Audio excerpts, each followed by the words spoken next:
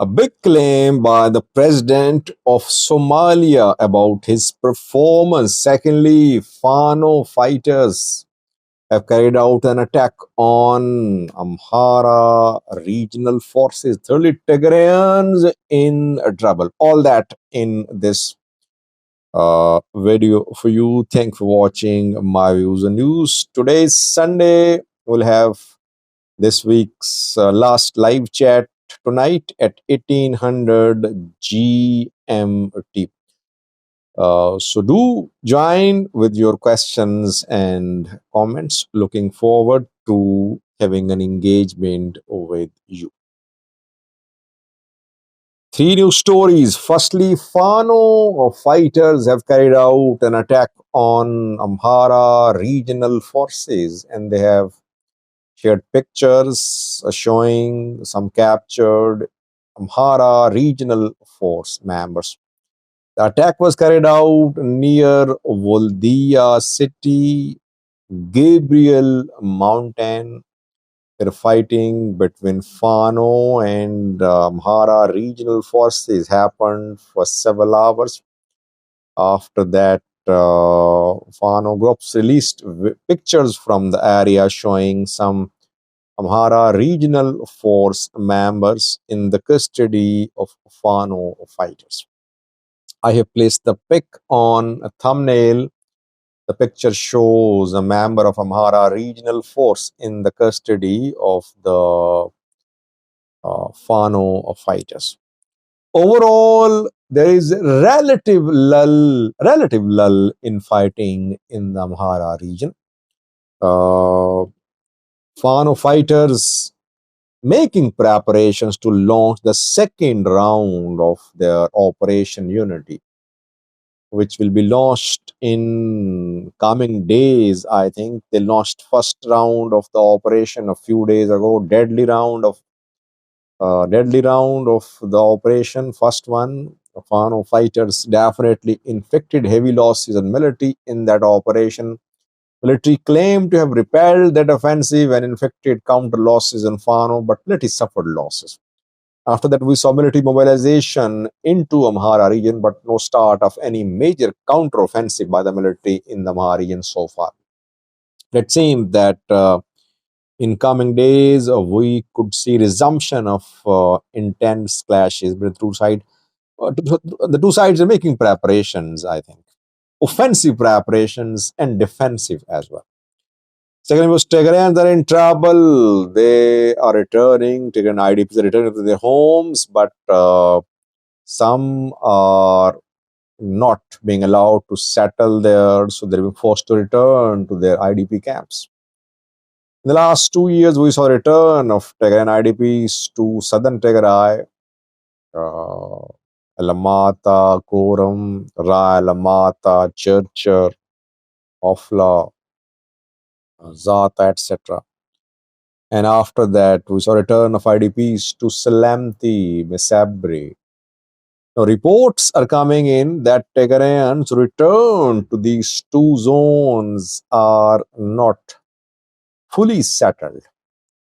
Ethiopian Human Rights Commission has released a report, which is obviously not a pro-TPLF, pro-Tigray body. And the Human Rights Commission of Ethiopia released a report in February 2. This is second report released by the Ethiopian Human Rights Commission.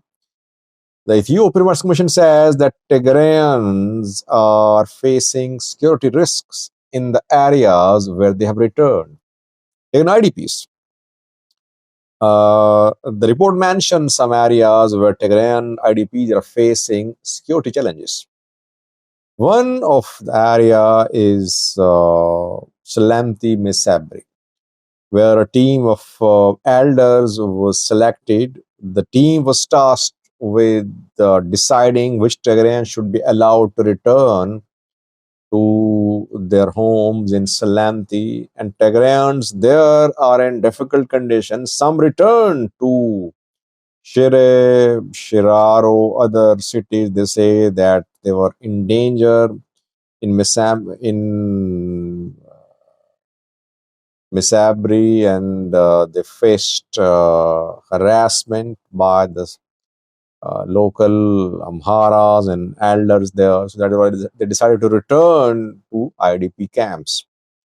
Same is the situation in some parts of southern Tigray, especially in Vaja Timoga, Raya, Elamata, where there is presence of armed Amhara forces in the area and close to Vaja. That is why Tigrayans could not settle there too. They are in Alamata city or Koram.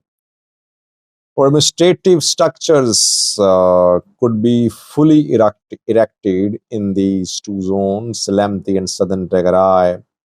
ENDF is in charge of security matters. Government systems are being gradually put in place, but administrative and security challenges are being faced by the Tigrayans who have returned to these areas.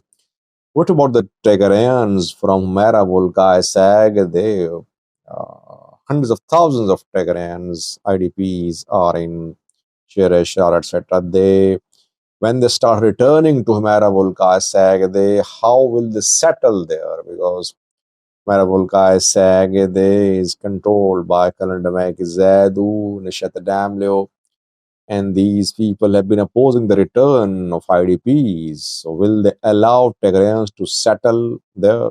Let's see. Settlement of Tigrayan IDPs is a challenge for the Tigray government and federal government of Ethiopia as well. Lastly, because President of Somalia has made a big claim. I think he has around 1 year left of his term, Hassan Sheikh, the president of Somalia, and he wants to conduct one person, one vote election in Somalia, which is being opposed by states like Puntland, Jubaland, etc.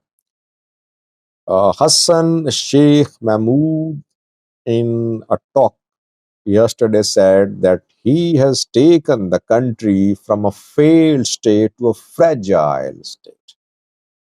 This is what progress is for Somalia. That Somalia is now a fragile state. It's not a failed state. Secondly, it is on its way to become a developing country, Hassan Sheikh says. And that in the next 10 years, it will be an oil or fuel exporting country. Well, Hassan Sheikh has achieved no major progress, I think, in Somalia. If you analyze the developments in Somalia, you would be of the view that no significant economic progress has been recorded under Hassan Sheikh term of the last 3 years. Rather, we saw more tensions between the federal government and regional governments. Regional governments as strong as they used to be, Al Shabaab as strong as it used to be, perhaps stronger, perhaps regional states stronger. Only achievement maybe for federal government is that it managed to force Somaliland, managed to stop Somaliland from implementing the MOU with Ethiopia. It has been opposing the recognition of Somaliland as a country. It is in talks with the US as well. But no major economic progress has been recorded in Somalia. Security wise, no major change, I think. Somalia was a fragile state before Hassan Sheikh took over. Same is the situation now, I think. If it was a failed state before Hassan Sheikh took over, it's a failed state today as well. If it was a fragile state before Hassan Sheikh took over, it's a fragile state today as well. So I don't see any big change. Maybe Hassan Sheikh wants to have some spice to add to his electoral campaign, which will be launched in coming months. He would like to have another term in Somalia as the president. But Al Shabaab, a few days ago, was threatening to march towards Mogadishu. Ethiopian forces had to intervene. Ethiopia, UAE, US conducted its strikes in Middle Shabelle to push Al Shabaab away from Mogadishu. Yes, Somalia has signed oil, gas exploration deals with Turkey. Turkey is digging for oil and gas, and Turkish companies might start extracting oil and gas in coming years. And we would say that Somalia is exporting oil and gas. But basically, Turkey is digging for oil and gas in Somalia, and Somalia should have self sufficiency in terms of exploring its underwater resources. Basically, no major economic or security improvement has been noticed in Ethiopia in the last few years. Thanks for watching.